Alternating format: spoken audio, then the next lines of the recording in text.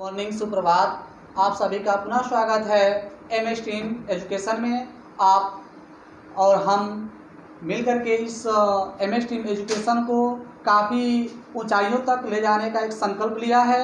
हमें विश्वास है कि इससे एमए स्ट्रीम एजुकेशन को ज्वाइन करने से आपको भविष्य में किसी प्रकार की समस्या नहीं होगी। एमए स्ट्रीम एजुकेशन आपको समय समय पे अलग अलग क्लास चलाने का प्रतिबंध किया है। जैसे जैसे होगा, जैसे जैसे समय आएगा, आपको और कॉम्पिटिटिव एग्जाम की वीडियो भी देखने को मिलेगी। तो चलिए हम लोग शुरू करते हैं। आज क्लास 10 का जो पढ़ रहे हैं दो चर वाले रैखिक समीकरण युग्म, उसमें हमने उसके सारे कंसेप्ट को समझा था। उसमें हल करने के जो मेथड है 3 या 4, उस पर आज चर्चा करना है। उसमें हम दो चर वाले रैखिक समीकरण जो युग्म है उसमें कैसे हल किए थे। उसमें 4 विधि बताए थे। एक बताए थे हम ग्राफीय विधि, दूसरी बताए थे विलोपन, तीसरा प्रतिस्थापन और चौथा था ब्रजगुणन। इन पे चर्चा करना था।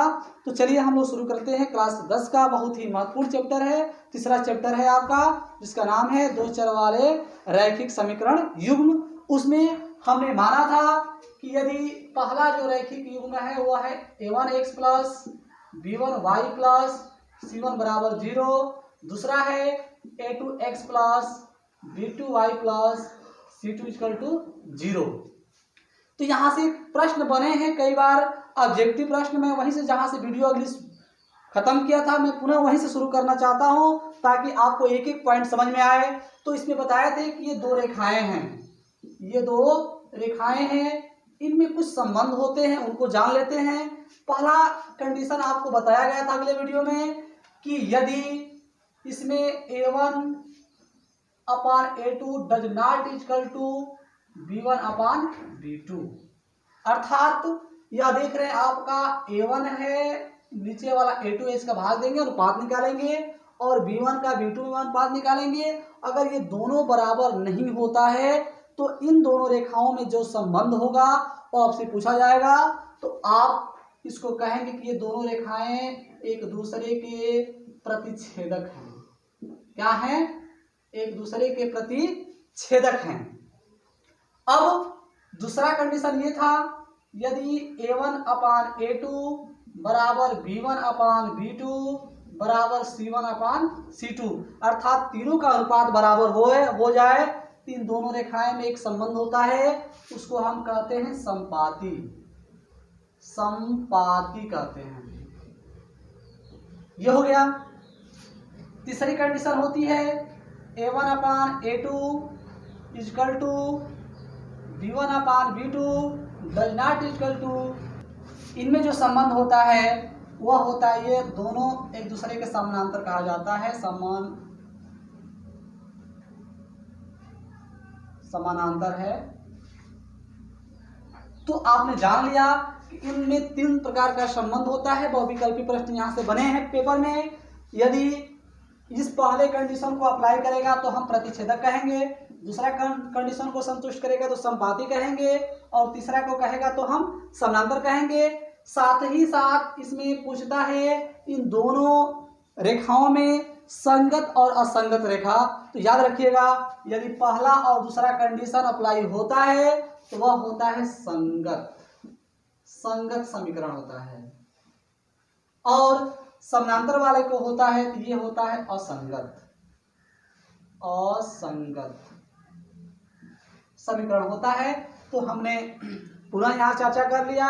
2 इक्वेशन दे करके आपसे पूछेगा प्रतिच्छेदक, संपाती, समानांतर, संगत, असंगत। तो यहाँ से 5 पॉइंट हैं, आप इसे तैयार कर लीजिएगा। यहाँ से एक प्रश्न हर बार एग्जाम में बहुविकल्पी बनते हैं, तो इसे नोट कर लीजिएगा। अब इसको एक बार और स्क्रीनशॉट ले लीजिए ताकि आगे हम लोग बढ़ें। अब हमें इस आगे हल करना है कि दो चर वाले जो रैखिक समीकरण युग्म होगा उसको हल करके चर का मान पूछेगा। तो आपको 4 विधि बताया गया था, ग्राफीय विधि और एक बीजगणितीय विधि था। तो जो बीजगणितीय विधि था वह 3 प्रकार का था। यहीं से प्रश्न बनते हैं, प्रतिस्थापन विधि, विलोपन विधि, ब्रजगुणन विधि। आज हम लोग इस वीडियो में इन्हीं तीनों विधियों पर चर्चा करेंगे। तो हम शुरू करते हैं, एक ही उदाहरण लेकर के तीनों विधि से हम हल करते हैं और दिखाते हैं कि तीनों विधि से आपका आंसर जो आएगा वो एक ही आएगा। तो हम एक ही उदाहरण को लेकर के तीनों विधियों क्रमशः समझाते हैं। तो एक उदाहरण लेते हैं, जैसे हम ले लेते हैं हमारा एक प्रश्न है, उदाहरण है, ले लेते हैं, वो है x माइनस 7y बराबर माइनस 42। ये इक्वेशन नंबर 1 है, यानी पहला समीकरण है। दूसरा ले लेते हैं x माइनस 3y बराबर 6। यह है हमारा दूसरा समीकरण। इनको, यह दोनों ही दो चर वाले रैखिक समीकरण है, यानी इसको हल करके एक्स वाई का मान निकालना है। और हमने विधि क्या लिया है? प्रतिस्थापन विधि। ध्यान दीजिएगा एक एक पॉइंट को, क्योंकि परीक्षा में मेथड वाइज ही प्रश्न पूछ रहा है कि इस प्रश्न को विलोपन विधि से हल करिए, तो आप दूसरे विधि का प्रयोग नहीं कर सकते हैं। इसलिए तीनों विधि को जानना बेहद ही जरूरी है आपके लिए। तो देखते हैं, पहला विधि है प्रतिस्थापन विधि। तो याद रखिएगा, उसको हल करते समय हमेशा समीकरण 1 को या समीकरण 2 को, किसी एक चर को दूसरे चर के मान के रूप में हमेशा कन्वर्ट करते हैं और वहां से निकालते हैं, इसको प्रतिस्थापन कहते हैं। तो देखिए, हमेशा लिखते हैं समीकरण 1 से, यहां आप समीकरण 2 भी लिख सकते हैं। समीकरण 1 से जो देख रहे हैं कि समीकरण 1 में एक्स वाई जो चर है दोनों एक ही तरह है, तो इसमें से किसी एक चर को हम प्रतिस्थापित करेंगे, यही कहलाता है प्रतिस्थापन विधि। तो एक चर को जब करेंगे प्रतिस्थापित, तो आप जानते हैं कि पक्षांतर का नियम है कि जब इधर से उधर जाता है तो चिन्ह बदलते हैं। तो देखिए, समीकरण 1 से हम क्या बनाएंगे, यानी एक्स को रहने देते हैं, जो वाई वाला चर है उसको पक्षांतर कर रहे हैं, यानी प्रतिस्थापित कर रहे हैं। तो यह अपना चिन्ह लेकर उधर जाएगा, तो हो जाएगा क्या, माइनस 42 तो पहले से था, जब ये जाएगा पूरा अपना लेकर के तो प्लस हो जाएगा 7x, 7y हो जाएगा। इसको मानते हैं समीकरण नंबर 3। एक एक समीकरण पर ध्यान दीजिएगा। अब लिखते हैं, अगर हम समीकरण 1 को प्रतिस्थापित किए हैं तो उसका मान 2 में रखेंगे, 2 को करेंगे तो उसका मान 1 में रखेंगे। ध्यान दीजिएगा, अब लिखेंगे x का मान समीकरण 2 में रखने पर, तो देखिए समीकरण x का मान समीकरण 2 में रखने पर, x का मान समीकरण 2 में रखते हैं तो x का मान क्या है, देख रहे हैं आप यहाँ, x का जो मान है वो आपका है माइनस 42 प्लस 7y। रखना कहाँ है, तो समीकरण 2 में, तो x के स्थान पर रखना है माइनस 42 प्लस 7y, और ऑलरेडी क्या है 3y इक्वल टू 6। अब यह एक चर वाला रैखिक समीकरण हो गया है, और मैं पहली वीडियो में बताया है कि एक चर वाला रैखिक समीकरण को हल कैसे किया जाता है, हमें उम्मीद है आप लोग देखे होंगे। चलिए अब इसको हल करेंगे, तो ये देखिए यहाँ 7y से 3y जब माइनस करेंगे तो हो जाएगा 4y, और ये उधर जाएगा, ये हो जाएगा 6 प्लस 42, नीचे देखिएगा 4y बराबर हो जाएगा 48, अर्थात y का मान निकालेंगे तो यहाँ से आएगा 12, भाग देगा कितना आएगा 12। यानी हमने एक चर का मान निकाल लिया। जब एक चर का मान निकाल लिया तो दूसरे चर का मान निकालने में कोई प्रॉब्लम नहीं होगी। जो मान निकल जाता है उसको हमेशा समीकरण नंबर 3 में रखते हैं, यानी लिखेंगे यहाँ y बराबर 12 का मान समीकरण 1 में रखने पर, 3 में रखने पर,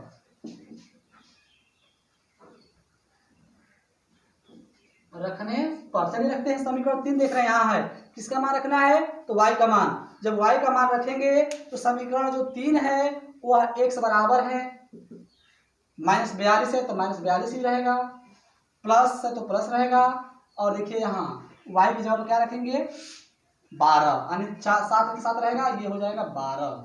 चलिए हल करते हैं, माइनस 42 प्लस गुणा करिएगा, जब गुणा करेंगे तो होता है 84। जब 84 में से माइनस 42 में 84 जोड़ेंगे तो आपको प्राप्त होगा 42 ही होगा, यानी x का मान हो जाएगा 42 और y का मान हो जाएगा 12। तो इस तरह से हमने देखा कि इस प्रश्न को कैसे हल किया गया। हमें उम्मीद है आपको यह विधि समझ में आया होगा। पुनः एक बार देख लीजिए, क्योंकि प्रतिस्थापन पर जब हम एक्सरसाइज चालू करेंगे तो पूरा एक चैप्टर ही है केवल प्रतिस्थापन विधि से हल करना। देखिए आपका प्रश्न दिया था कि समीकरण 1 इतना है, समीकरण 2 इतना है। हमने क्या किया कि समीकरण 1 से एक चर को प्रतिस्थापित कर दिया। जब यहाँ प्रतिस्थापित किया तो ये पूरा चला गया उधर, एक चर के रूप में हो गया। एक चर का जब मान होगा उसका समीकरण 3 मान लिए। इस चर को हम ले जा करके मान रखे हैं कहाँ, समीकरण 2 में। हल किए, यहाँ से एक चर का मान निकल गया। अब इसका मान पुनः हमने समीकरण 3 में रखा, यहाँ से x वाले का भी मान निकल गया। और इस तरह से हमने देखा कि जो हमारा प्रतिस्थापन विधि है उस तरह से सवाल बन गया। देखिए इसमें y का मान 12 और x का मान 42 आया है। अगर हम इस प्रश्न को विलोपन विधि से भी हल करेंगे तो उसके आंसर में किसी प्रकार का परिवर्तन नहीं होगा। आप इस विधि को नोट कर लीजिए ताकि आगे आप एक्सरसाइज करेंगे तो काफी काम आएगा। अब हम लोग पढ़ेंगे विलोपन विधि, तो पहले इसको नोट कर लीजिए। देखिए हमने बता दिया प्रतिस्थापन विधि कैसे हो गया। प्रतिस्थापन और विलोपन में क्या अंतर है थोड़ा जान लीजिए। प्रतिस्थापन का मतलब ये है कि जब कोई अपना स्थान छोड़ करके चला जाए तो प्रतिस्थापित होता है, यानी वो है लेकिन अपना स्थान छोड़ दिया है। लेकिन विलोपन में क्या होता है कि स्थान नहीं छोड़ता है, वह उससे खत्म हो जाता है, यानी विलोपित में नहीं दिखता है, यानी उसका मान ही खत्म हो जाएगा उस समीकरण से। तो इसको कहते हैं विलोपन विधि। विलोपन विधि में कैसे हल किया जाता है, इसमें एक चर को खत्म किया जाता है। जिस चर को खत्म करना चाहते हैं उसको हमेशा दोनों समीकरण में बराबर किया जाता है, यानी उसका गुणांक हमेशा क्या रहेगा, बराबर रहेगा, तभी वो विलोपित होगा। तो चलिए देखते हैं। देखिए इसमें हमें x के मान को विलोपित करना है। अगर y को करना होता, यहाँ 7 है तो यहाँ भी 7 बनाना पड़ता, या यहाँ 3 है तो इसको 3 बनाना पड़ता। तो इसमें हम किसी भी संख्या से गुणा भाग करने के लिए स्वतंत्र होते हैं, जो भी होगा वो दोनों साइड में ही होगा। लेकिन हम देख रहे हैं कि x वाले का गुणांक आपस में बराबर है, तो हम y के पास जाएंगे तो लॉन्ग प्रोसेस होगा, तो हम यहीं से काम चला लेते हैं अपना। अब देखिए हम यहीं से एक चर को खत्म करेंगे, यानी हमने टारगेट बना लिया x को खत्म करना है। तो जब x विलोपित हो जाएगा तो सिर्फ बचेगा y, वहां से y का मान निकल जाएगा।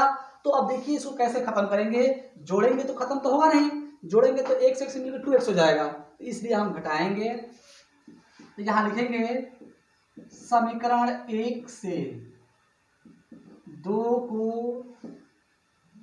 घटाने पर, चलिए घटाना भी आपको बीजगणित करना चाहिए। जब आप घटाएंगे तो क्या होगा, एक साइड एक से घटता है, दूसरा साइड दूसरे से। तो चलिए देखते हैं। एक साइड का मतलब हो जाएगा x माइनस 7y, घटाना है तो घटाना का चिन्ह लगा दिए। किसको घटाना है तो 2 को, 2 है x माइनस 3y। चलिए समझ में आ रहा होगा। यहाँ है माइनस 42, घटाना है तो घटा देंगे, 6 कर देंगे। जब घटाएंगे तो यह x घट जाएगा, माइनस 7 से माइनस 3 घटाएंगे तो वह आपका होगा माइनस माइनस प्लस हो जाएगा। जब जुड़ेगा तो ये हो जाएगा माइनस 4y बराबर, इसको हल करिएगा तो माइनस 48 होगा। माइनस माइनस क्या हो जाएगा, कैंसिल हो जाएगा। तो यहाँ लिख सकते हैं 4y बराबर 48, या y बराबर हो जाएगा 12। हमने अगले विधि में भी देखा था y का मान 12 ही आया था, और विलोपन में भी देखा तो y का मान 12 ही आया। अब इधर लिखेंगे y बराबर 12 का मान समीकरण 1 में रखने पर। अगर किसी विद्यार्थी की इच्छा हो कि नहीं सर क्यों एक ही लिख रहे हैं, तो आप 2 में भी रख कर सकते हैं, जो आपको उचित लगे। चलिए रखते हैं। तो समीकरण 2 में जब रखेंगे, समीकरण 1 में रखना है ना, तो एक ये है तो x तो x ही रहेगा, माइनस 7 गुणे y की जगह पर क्या रखना है 12, तो 12 रख देंगे। बराबर में हमारा माइनस 42 है, जब आप गुणा करेंगे ये हो जाएगा 12 84 हो जाएगा, बराबर माइनस 42। x बराबर हल करेंगे तो माइनस 42 प्लस हो जाएगा, इधर जाएगा तो हो जाएगा 84। जब आप हल करेंगे तो देखिए यहाँ हल करेंगे तो आपको मिलेगा 42 ही। तो देखिए यहाँ भी हमने हल किया तो x का मान 42 ही आया और y का मान 12, अगले भी विधि में किए थे तो उतना ही आया था। तो ये हमारा था कौन सी विधि, तो ये हमारी दूसरी विधि थी जिसका नाम था विलोपन विधि। हम उम्मीद करते हैं कि आपको यह प्रश्न जरूर समझ में आया होगा। अगर समझ में नहीं आया होगा तो आप कमेंट करिएगा, आपको पुनः समझाया जाएगा, क्योंकि इन्हीं 3 विधियों पर पूरा जो चैप्टर है वह डिपेंड है। अगर ये विधि में से कोई विधि नहीं आया तो आपको पूरा एक्सरसाइज समझ में नहीं आएगा। तो आप इसको अच्छी प्रकार से समझिए। अगर आपको एक पॉइंट भी समझ में नहीं आता है तो आप कमेंट करिए, पुनः अगली वीडियो में बताया जाएगा। समय लगे लेकिन आपको आना चाहिए, यही एमएस टीम एजुकेशन का दृढ़ संकल्प है कि एक एक बच्चे को समझाना है, सबको समझ में आना चाहिए। तो आप इसको नोट करिए ताकि तीसरी विधि जो ब्रज गुणन विधि है वो आपको बताया जाए। तो नोट करिए।